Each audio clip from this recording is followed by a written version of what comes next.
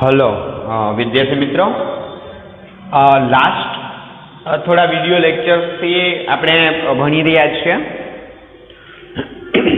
Direct and indirect speech, બરાબર છે?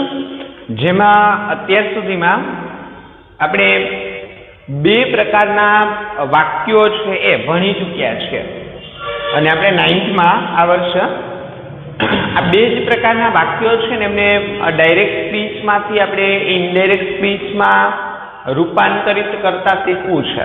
એક એમાંના વાક્યનો એક પ્રકાર છે એ વાક્યનો પેલો પ્રકાર છે વિધાન વાક્યો અને બીજો પ્રકાર છે પ્રશ્નાર્થ વાક્યો.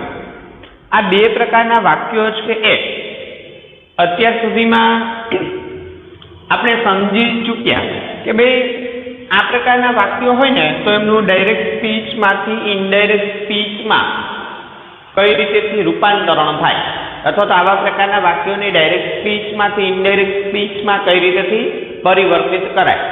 હવે આજે આપણે આ બંને પ્રકારના વાક્યો, વિધાન વાક્યો અને પ્રશ્નાર્થ વાક્યો, બંને પ્રકારના વાક્યોની મિક્સમાં પ્રેક્ટિસ કરવાના છે. બંને પ્રકારના વાક્યોને બોર્ડ ઉપર લખી અને આપણે એમના અલગ અલગ ઉદાહરણો બોર્ડ ઉપર લખી અને એમનું ઇનડાયરેક્ટ સ્પીચમાં આપણે રૂપાંતરણ કરવાના છે. આપણે જેટલા અત્યાર સુધીમાં ફેરફારો શીખ્યા છીએ એમની સાથે, બરાબર? ઓન અ ન્યૂ લેક્ચર, આજે આપણો ફરીથી એક નવો જ લેક્ચર છે તો થોડું રિવિઝન કરાવી દઉં. આપણે જે આગળ ડાયરેક્ટ ઇનડાયરેક્ટ ભણ્યા છે એમનું થોડું રિવિઝન કરી લઈએ અને પછી આપણે વાક્યોની પ્રેક્ટિસ જે છે એમને ચાલુ કરીએ. જુઓ, બે પ્રકારના વાક્યો આપણે ભણ્યા, એમાં સૌપ્રથમ વિધાન વાક્યોની વાત કરીએ. તો ભાઈ વિધાન વાક્યને ડાયરેક્ટ સ્પીચમાંથી જ્યારે આપણે ઇનડાયરેક્ટ સ્પીચમાં ચેન્જ કરીએ ત્યારે સૌપ્રથમ તો આપણે બોલનાર, સાંભળનાર, આલવી અને ડાયરેક્ટ સ્પીચનું વાક્ય, આ કોને કહેવાય વાક્યમાં ખબર હોવી જોઈએ. હવે તમને બધાને આ પ્રોપર ખ્યાલ હશે કેમ કે આપણે આગળના લેક્ચર્સમાં 2-3 વખત રિપીટ કર્યું છે અને એક વખત આપણે વિસ્તૃત સમજી પણ ચૂક્યા છે, એટલે આમનો હવે તમને પ્રોપર ખ્યાલ હશે. ત્યાર પછી વાત કરીએ વાક્યને જ્યારે આપણે ડાયરેક્ટ સ્પીચમાંથી ઇનડાયરેક્ટ સ્પીચમાં ચેન્જ કરીએ છીએ ત્યારે મુખ્ય ફેરફાર ક્યાં આવે તો કે ભાઈ ડીએસ માંનું જે વાક્ય છે એટલે કે ડબલ ઇન્વર્ટેડ કોમામાં ડાયરેક્ટ સ્પીચનું જે વાક્ય છે એ વાક્યમાં સામાન્યતઃ મુખ્ય ફેરફારો થાય. હવે આમાં મુખ્ય 3 પ્રકારના ફેરફારો છે. એક તો પેલું સર્વનામની અંદર થતા ફેરફારો, બીજું કાળની અંદર ફેરફાર અને ત્રીજું અન્ય શબ્દોની અંદર થતા ફેરફાર. આ મુખ્ય 3 પ્રકારના ફેરફાર છે એ આ ડીએસમાંનું જે વાક્ય છે એમાં થતા હોય છે. જેમાં સર્વનામ તો કે ભાઈ પ્રથમ પુરુષના સર્વનામ બોલનાર પ્રમાણે બદલે, બીજા પુરુષના સર્વનામ સાંભળનાર પ્રમાણે બદલે અને જો ત્રીજા પુરુષના સર્વનામ હોય તો એમાં કોઈ ફેરફાર થતો નથી. આમને વિસ્તૃત આપણે આગળ ભણી ચૂક્યા, ત્યાં તો માત્ર રિવિઝન જ કરાવું છું.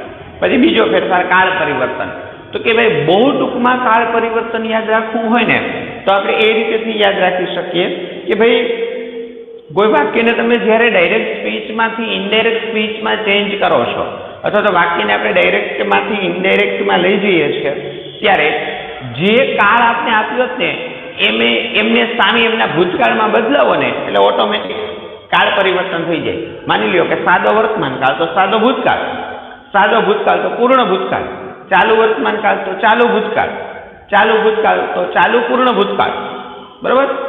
સેલ હોય તો સેલ અને વિલ હોય તો વુડ, કેન હોય તો કુડ, મેં આપ્યું છે તો માઇટ, ડુ ડઝ આપ્યું છે તો ડીડ, વોઝ વેર આપ્યું છે તો હેડ બીન. આ રીતેથી જે આપ્યું ને એમને એમના ભૂતકાળમાં બદલાવો ને એટલે ઓટોમેટિક કાળ પરિવર્તન થશે. પછી અન્ય શબ્દોની અંદર થતા ફેરફારો કે ભાઈ એ મેં ઓલરેડી તમને તમારી બુક્સમાં લખાવ્યા છે અથવા તો તમે લખ્યા હશે અને પાકાઈ કર્યા હશે. ટુમોરો હોય તો ધ નેક્સ્ટ ડે અને યસ્ટરડે હોય તો ધ પ્રીવિયસ ડે, ધીસ હોય તો ધેટ, નાવ હોય તો ધેન, આવા બધા ફેરફારો આપણે લખ્યા છે. ત્યાર પછી બીજો એક ફેરફાર આવે છે આરવીની અંદર ફેરફાર. તો હવે આરવીમાં આપણે વિધાન વાક્ય પૂરતું કાળ પરિવર્તન ન થાય એ પણ યાદ રાખવાનું છે. જો આરવી તરીકે સેઝ આવો આરવી હોય વર્તમાન કાળના આરવી, તો ડીએસમાંનું જે વાક્ય છે એ વાક્યમાં પાછું કાળ પરિવર્તન થતું નથી. પછી આપણે પ્રશ્નાર્થ વાક્યો ભણીએ. પ્રશ્નાર્થ વાક્યમાં આરવી તરીકે આ જ લખાય. પ્રશ્નાર્થ વાક્યનું વિધાન વાક્યમાં રૂપાંતર કરવાનું, વાક્યના અંતેથી પ્રશ્નાર્થ ચિહ્ન દૂર કરી દેવાનું. વિધાન વાક્ય હોય તો કંજક્શન ધેટ મૂકી દેવાનું, પણ જો વાક્ય પ્રશ્નાર્થને આપણે ઇનડાયરેક્ટમાં ચેન્જ કરતા હોય તો કંજક્શન તરીકે આપણે ઇફ મૂકવાનું. પછી જો પ્રશ્નાર્થ વાક્યની શરૂઆત WH વાળા શબ્દથી થતી હોય તો એ જે WH શબ્દ છે એ જ ત્યાં કંજક્શન તરીકે મૂકવામાં આવે. બરોબર, આટલું આપણે આગળ ભણી ગયા, બહુ વિસ્તૃત. આપણે એમને ટૂંકમાં રિવાઇઝ કર્યું, એમનું નાનું એવું રિવિઝન કર્યું. ઓકે, હવે આપણે આ પ્રશ્નાર્થ અને વિધાન વાક્યો છે એમના ઉદાહરણો જોઈએ કે ભાઈ આવા પ્રકારના જે વાક્યો છે એમનું ડાયરેક્ટ સ્પીચમાંથી ઇનડાયરેક્ટ સ્પીચમાં કઈ રીતેથી રૂપાંતરણ થશે. દાખલા તરીકે પહેલું વાક્ય જુઓ.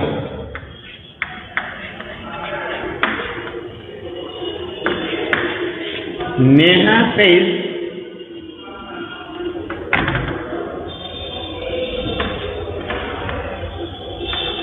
to Nilesh, I am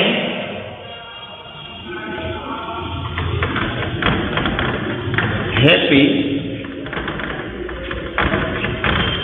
in my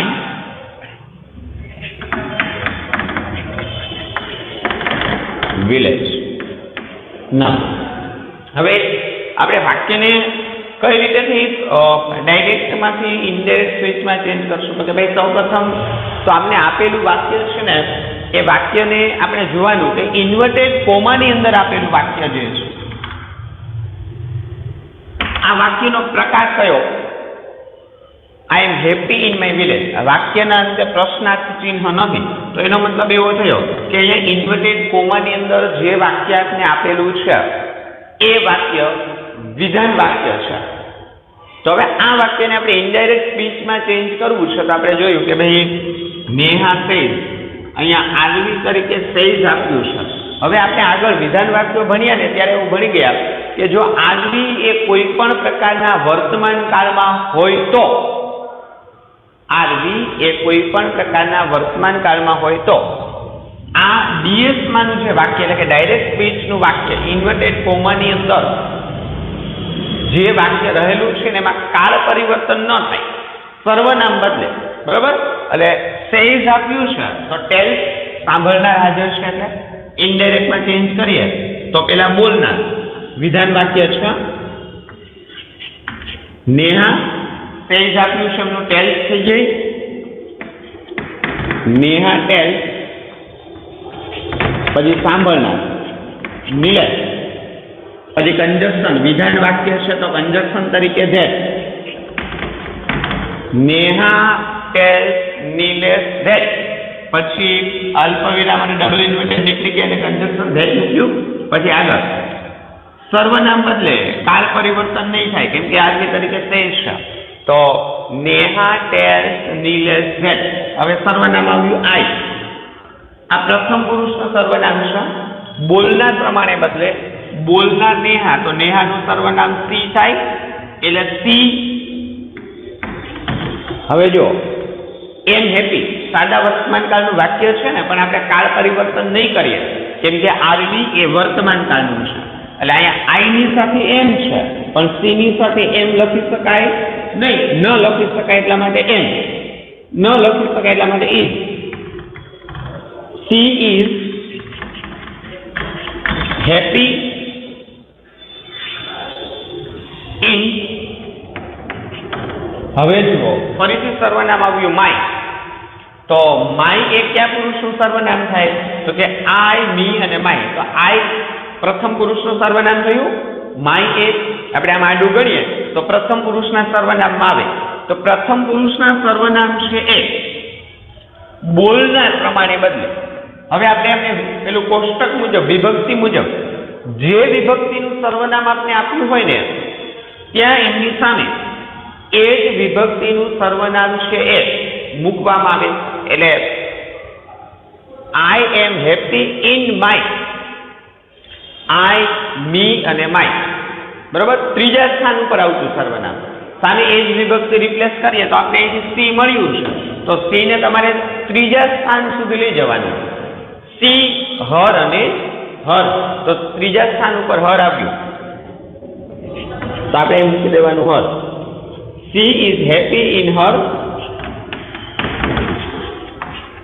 village. આપણું વાક્ય છે એ ડાયરેક્ટ સ્પીચમાંથી ઇનડાયરેક્ટ સ્પીચમાં રૂપાંતરિત થઈ ગયું. હવે આપણને પેપરમાં આ રીતના સેન્ટેન્સીસ પૂછાશે કે ડાયલોગ પૂછાશે, બરોબર. ડાયલોગની પાછી થોડી રીત અલગ હોય છે. આપણે એમને પણ લાસ્ટમાં આપણે એમની પણ પ્રેક્ટિસ કરશો. અત્યારે પહેલા વાક્યો આવડતા હશે ને આપણે, તો પછી ડાયલોગ જે આપણે આપ્યો છે એ ડાયલોગનું ડાયરેક્ટ સ્પીચમાંથી ઇનડાયરેક્ટ સ્પીચમાં રૂપાંતરણ કરતા આવડશે. પણ એમની માટેની પૂર્વ શરત એ છે કે પહેલા તો આપણે વાક્યોનું ડાયરેક્ટ સ્પીચમાંથી ઇનડાયરેક્ટ સ્પીચમાં રૂપાંતર કરતા આવડવું જોઈએ. બીજું એક આપણે વાક્ય લખીએ.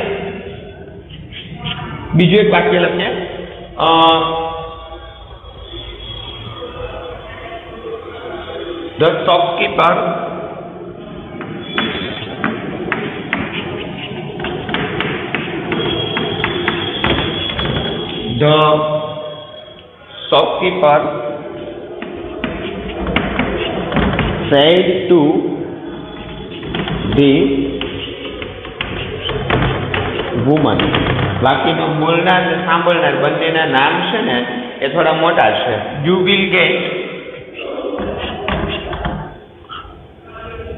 You will get fresh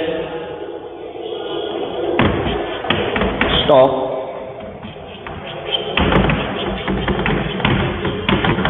tomorrow.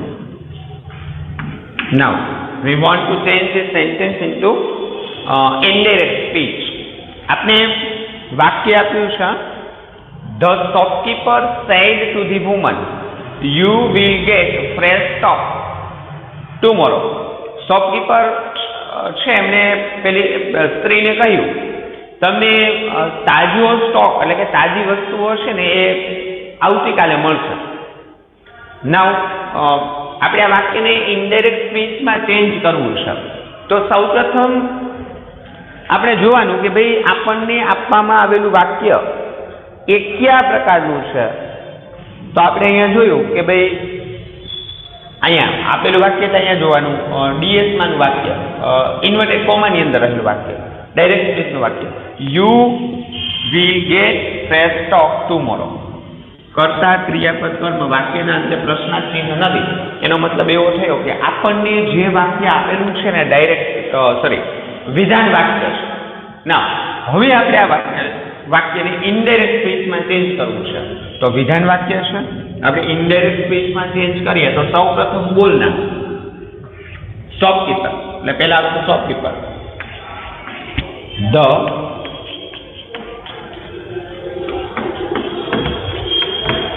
Shopkeeper. પછી આપણે મૂકવાનો થાય આરવી.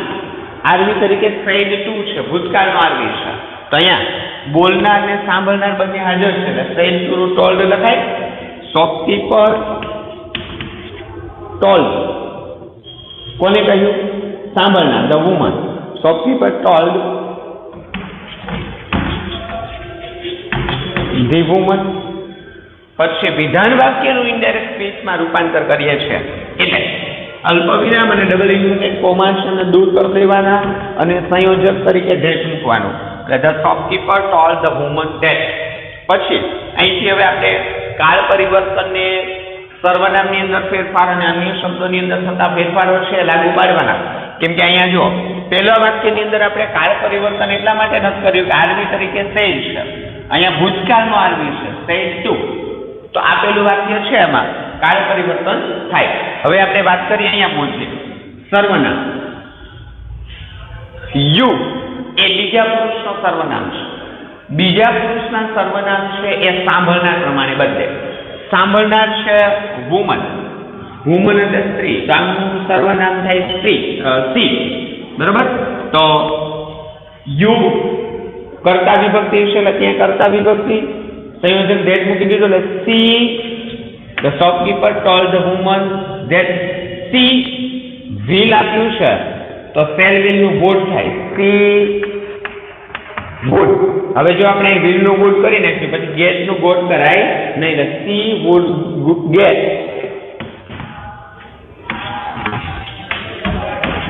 ફ્રેશ ટોક ટુમોરો આપ્યું છે the next day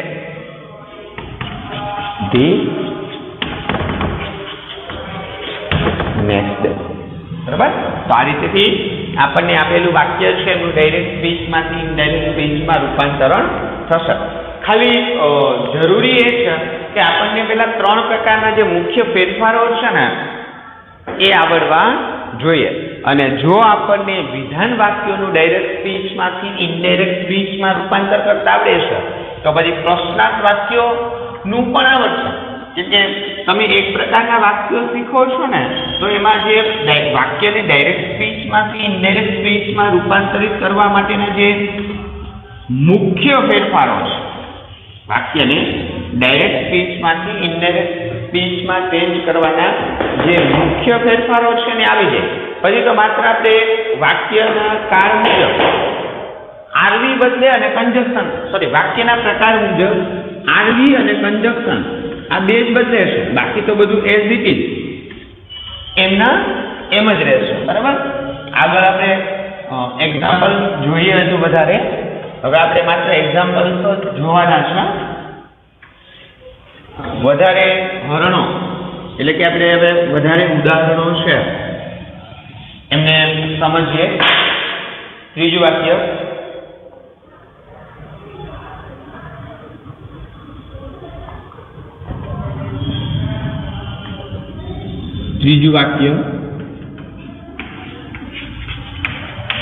Malti said to the class teacher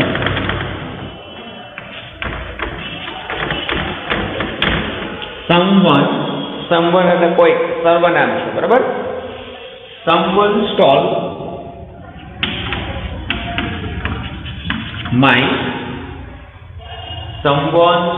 my book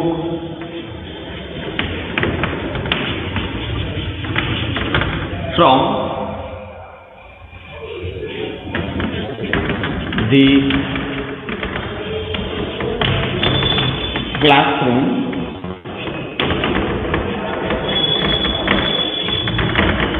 yesterday. Malti said to the class teacher, someone stole my book from the classroom yesterday. માલતીએ શિક્ષકને કહ્યું કોઈકે ગઈકાલે મારી બુક સ્ટીલ એટલે ચોરી, એમનું ભૂતકાળનું રૂપ સ્ટોલ, ચોરી ગયું હતું. સ્ટોલ એટલે ચોરું, ચોરી ગયું હતું ભૂતકાળનું રૂપ છે. My book from the classroom, ગઈકાલે મારી બુક મારા ક્લાસરૂમમાંથી કોઈક ચોરી ગયું એવું માલતી છે એમને ટીચરને કહ્યું.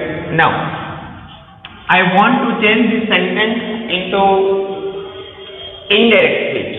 હવે આ આપેલું વાક્ય છે ને એમને મારે ઇનડાયરેક્ટ સ્પીચમાં ચેન્જ કરવું છે.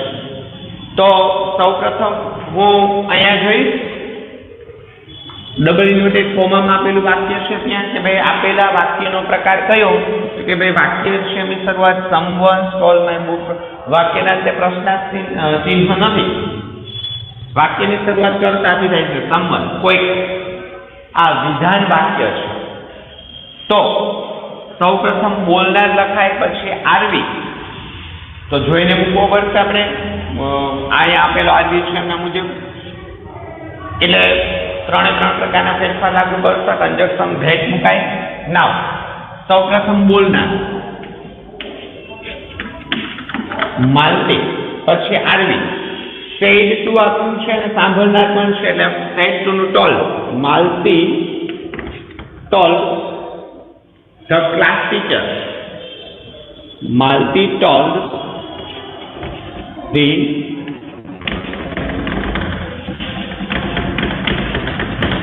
Class teacher. પછી સંયોજક મૂકવાનું થાય તો સંયોજક તરીકે વિધાન વાક્ય હોય તો વિધાન વાક્યમાં સંયોજક તરીકે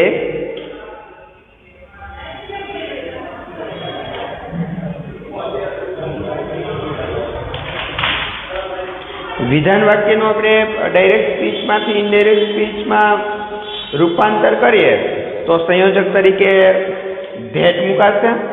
બરોબર, એટલે સંયોજક તરીકે that. Malti told the class teacher that. Malti told the class teacher that. હવે આપણે ઇન્વર્ટેડ કોમા વાળા વાક્યમાં આવી ગયા. ડબલ ઇન્વર્ટેડ કોમા અને અલ્પવિરામ છે એમને દૂર કર્યું, સંયોજક ધેટ મૂક્યું. સમવન એ સર્વનામ જ છે એટલે સમવનનું સમવન જ રહે. That someone. ક્રિયાપદ સ્ટોલ, સ્ટીલ એટલે ચોરવું. સ્ટોલ અને ચોર્યું હતું. સાદો ભૂતકાળ થયો તો સાદા ભૂતકાળનું પૂર્ણ ભૂતકાળમાં રૂપાંતર થાય એટલે પૂર્ણ ભૂતકાળની વાક્ય રચના મુજબ હેડ સ્ટોલન. તો ધેટ સમવન હેડ સ્ટોલન. પછી આવ્યું સર્વનામ. પ્રથમ પુરુષના સર્વનામ બોલનાર પ્રમાણે બદલે. બોલનાર માલતી તો એનું સર્વનામ થાય સી. તો આપણે આને સામે વિભક્તિ મુજબ બદલાવ પડે તો માય. તો આઈ, બી અને માય ત્રીજું સ્થાન. તો સી ને ત્રીજા સ્થાન સુધી લઈ જવાનું. સી, હર અને હર. તો someone had stole her book.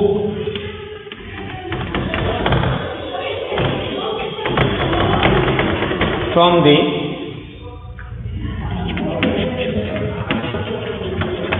classroom. yesterday આપ્યું છે. yesterday આપ્યું હોય તો એ સમય દર્શક શબ્દ થયો ને, સમય સૂચક શબ્દ થયો. તો નજીકતા દર્શક શબ્દો એ દૂરતા દર્શક શબ્દોમાં બદલાય. હમણાં આપણે ટુમોરો આપ્યું હતું તો આપણે ટુમોરોનું ધ નેક્સ્ટ ડે કર્યું હતું. એ જ રીતેથી અહીંયા આપણે yesterday આપ્યું છે તો એમનું the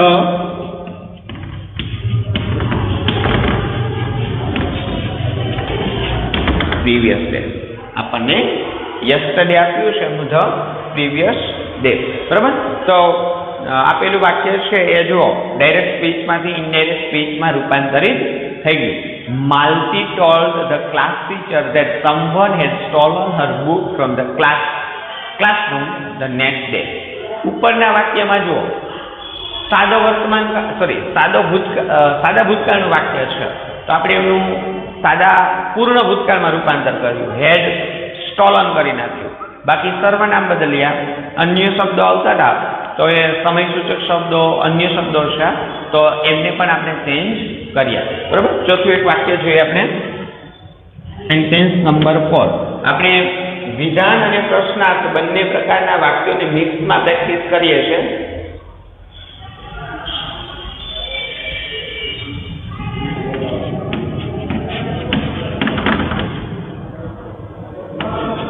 Sudhir said to his sister,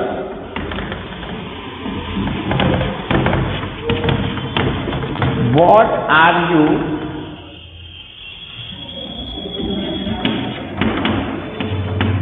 writing? What are you writing in my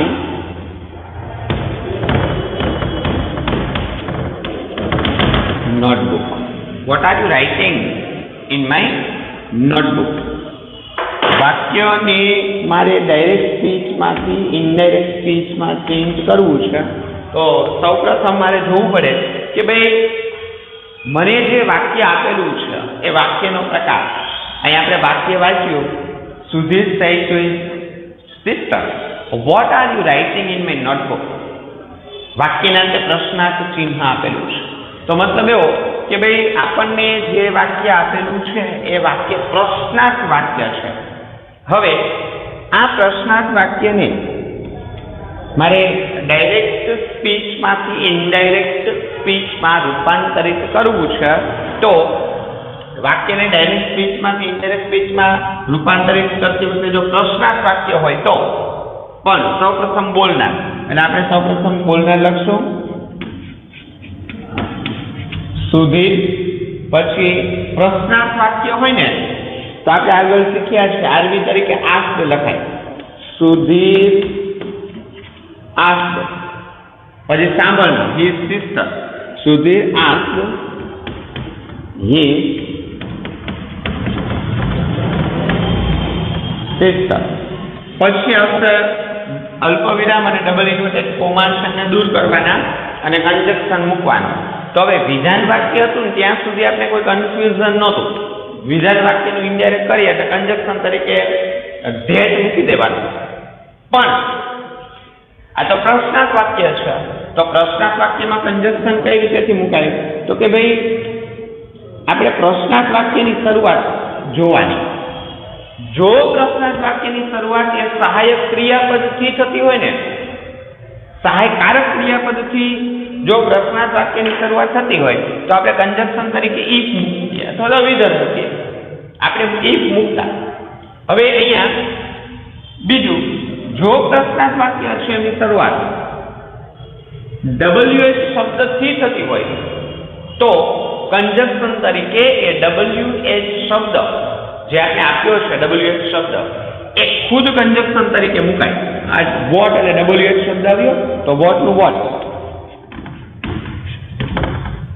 આખું વાક્ય બસ Sudhir asked his sister what. પછી બીજું આગળ પ્રશ્નાર્થ વાક્યમાં કાર પરિવર્તન થાય, સર્વનામ બદલે, અન્ય શબ્દોની પણ બદલે અને પ્રશ્નાર્થ વાક્ય હોય ને એનું વિધાન વાક્યમાં રૂપાંતરણ થાય. હવે કોઈ પણ પ્રશ્નાર્થ વાક્યનું વિધાન વાક્યમાં રૂપાંતર કરવું એ અઘરું નથી. પહેલા તો એક વાક્યના અંતે પ્રશ્નાર્થ ચિહ્ન આપ્યું હોય ને એમને કાઢી નાખવાનું. બીજું આર યુ છે ને એનું યુ આર કરી નાખો ને એટલે પ્રશ્નાર્થ વાક્યનું વિધાન વાક્ય થઈ ગયું રૂપાંતર. બરોબર? એટલે આ બંનેના સ્થાન બદલે. એટલે અહીંયા આપ્યું છે આપણે યુ, બીજા પુરુષના સર્વનામ સાંભળનાર પ્રમાણે બધે વોટ, તો his sister ને સી થાય એટલે વોટ સી. આર આપ્યું છે ચાલુ વર્તમાન કાળનું વાક્ય છે ને આર રાઇટિંગ, તો ચાલુ વર્તમાન કાળનું ચાલુ ભૂતકાળ એમ ઇઝારો હોય તો વોઝ વેર. તો અહીંયા યુ છે એટલા માટે આર મૂક્યું છે તો આપણે સી લખ્યું તો was what she was writing in.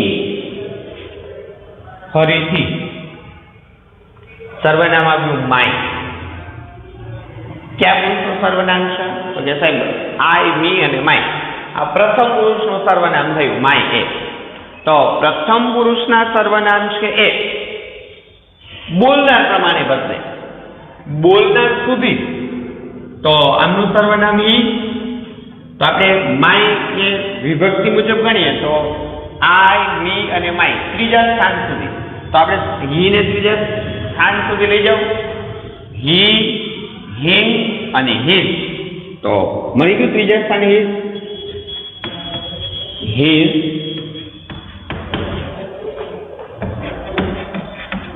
Notebook.